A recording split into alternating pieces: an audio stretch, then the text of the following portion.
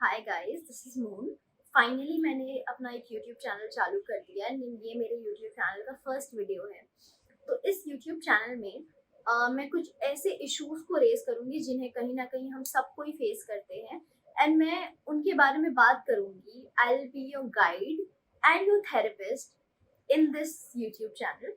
तो प्लीज अपना सपोर्ट दिखाएं। आपको वीडियो पसंद आए तो वीडियो को लाइक कर दे, शेयर भी कर सकते हो आप, सब्सक्राइब कर दे मेरे चैनल को ताकि आप फर्दर अपडेटेड रहो मेरे सारे वीडियोस से। तो आज की जो वीडियो है ना वो डिटैचमेंट के बारे में है। And detachment is an art. मैं ऐसा क्यों कह रही हूँ? बिकॉज हम सब कहीं ना कहीं एक ऐसे इंसान से अटैच हो जाते हैं जिससे अटैचमेंट हमें काफी ज्यादा भारी पड़ जाती है। एंड बहुत लोगों के लिए वो अटैचमेंट को भुला देना काफी ज्यादा मुश्किल होता है, खुद को डिटैच करना काफी ज्यादा मुश्किल होता है। तो सब खुद को डिटैच नहीं कर पाते हैं, वो सब कहीं ना कहीं सफर करते हैं उस अटैचमेंट की वजह से। तो today I will be teaching you the art of detachment, जिससे शायद डिटैचमेंट आपके लिए इन अ वे इजी हो जाएगी।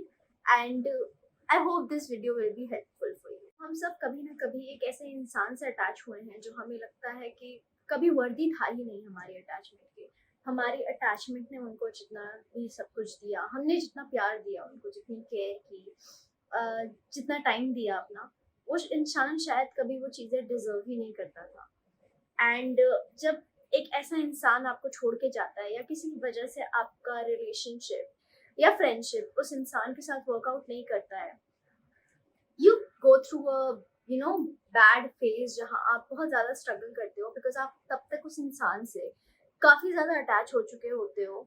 एंड तब तक वो अटैचमेंट काफ़ी ज़्यादा हार्मफुल हो जाती है आपके लिए, बिकॉज आप हमेशा उस बारे में सोचते हो कि ऐसा क्या किया हमने या ऐसा क्या था कि वो इंसान हमारी लाइफ में नहीं रहा एंड हमें छोड़ के चला गया।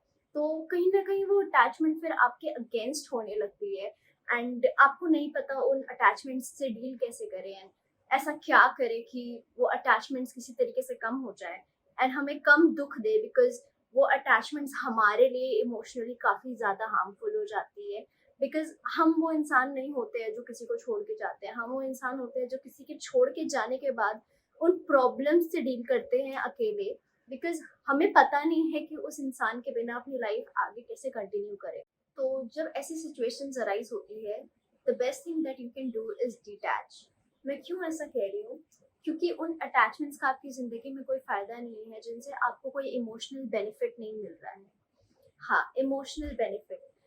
क्योंकि जब हम किसी से अटैचमेंट क्रिएट करते हैं, हम जब किसी को लव एंड केयर देते हैं, तो हम एक्सपेक्ट करते हैं कि वो इंसान भी हमें लव एंड केयर दे। तो ऐसे अटैचमेंट्स का फायदा नहीं है जिनसे रिटर्न में हमें love, care and peace of mind नहीं मिल रहा है। Then how can you detach? So the first step of detachment is selfishness. Yes, you have to be selfish, because selfless होके आप डिटैच नहीं हो सकते हो। आपको एक टाइम के लिए रुक के अपने बारे में सोचना होगा, एंड आपको सोचना होगा कि ओके, क्यों वो पर्सन गया मेरी लाइफ से जबकि मैंने उसके लिए सब कुछ किया। Because that person was selfish and you are not. That person thought about okay, इसकी लाइफ से जाने में मेरे लिए बेनिफिट है, लाइक मेरी लाइफ में कुछ बेनिफिट्स ऐड होंगे जो इसके रहते नहीं हो रहे हैं। तो that person left and now you are still there thinking about that attachment and that love जो चला गया है, जो अब एग्जिस्ट भी नहीं करता आपकी लाइफ में, and you are harming yourself. you that attachment is stopping you to build your career. That attachment is stopping you to do something for your own. That attachment is stopping you to attain your mental peace, and that attachment is stopping you to heal. जब वो attachment आपके लिए इतना harmful है, तो क्यों ना आप एक बार रोक के थोड़ा अपने बारे में सोचे एंड सोचे कि हाँ ठीक है, वो इंसान चला गया, अब वो इंसान नहीं है मेरी लाइफ में, तो मैं ऐसा क्या कर सकता हूँ अपनी जिंदगी में जिससे मेरी लाइफ बेटर हो, and how can I throw this attachment out of my life.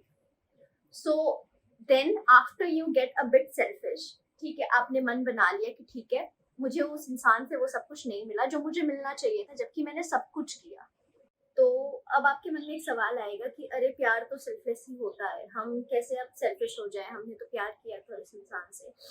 तो एक बात बताओ, वो इंसान जा चुका है, वो इंसान अब नहीं है आपकी जिंदगी में, आपकी जिंदगी में बस आप हो, तो जरूरी है कि इस पॉइंट ऑफ टाइम में आप खुद से प्यार करो। वो सेल्फलेस प्यार जो आपने उस इंसान से किया था, वो प्यार आप खुद से करो एंड आप थोड़े सेल्फिश हो जाओ। बिकॉज एक ऑब्सेशन किसी की तरफ होना, एक healthy obsession, I am not talking about that aggressive obsession, but एक healthy obsession किसी की तरफ होना whom you love is good. But after that person leaves and letting that obsession destroy you is wrong, because now that obsession is turning into a aggressive obsession towards you. So you have to build a better connection with yourself. खुद से बात करो and खुद से एक बार एक सवाल पूछो कि क्या मैं उस इंसान से सच में प्यार करता था। लाइक हाँ ठीक है, your love was great, your love was strong, but क्या मैं उस इंसान से प्यार करता था, या मैं उस इंसान की उस वर्जन से प्यार करता था जो मैंने अपने माइंड में क्रिएट किया था। बिकॉज देखो, we have a human mind, हमारे ह्यूमन माइंड को मजा आता है गेम्स खेलने में, इल्यूजन्स क्रिएट करने में एंड सपने देखने में। तो हम सब कहीं ना कहीं एक इंसान से जब प्यार करते हैं तो हमारा दिमाग उस इंसान के साथ सिनेरियोस बनाने लगता है, हम एक इमेजिनरी वर्जन क्रिएट कर देते हैं उसका, जो कि बिल्कुल परफेक्ट होता है। तो उससे क्या होता है, हमें रियल लाइफ में भी उस इंसान में कुछ फॉल्ट दिखता ही नहीं है। बट मैं चाहती हूँ आप एक बार खुद को रियलिटी में थोड़ा ड्रैग करके लेके आओ एंड आप उन मोमेंट्स के बारे में सोचो when you have been let down by that person. मतलब ऐसी कोई इंसिडेंट जब that person was not able to meet your expectation, जब उस इंसान ने आपको हर्ट किया था बट आपको वो चीजें दिखी नहीं थी, बिकॉज आपने इमेजिनेशन में, अपने इल्यूजन्स में उस इंसान को इतना परफेक्ट बना दिया था कि अब आपको रियल लाइफ में भी उसमें कोई फॉल्ट नहीं दिखता।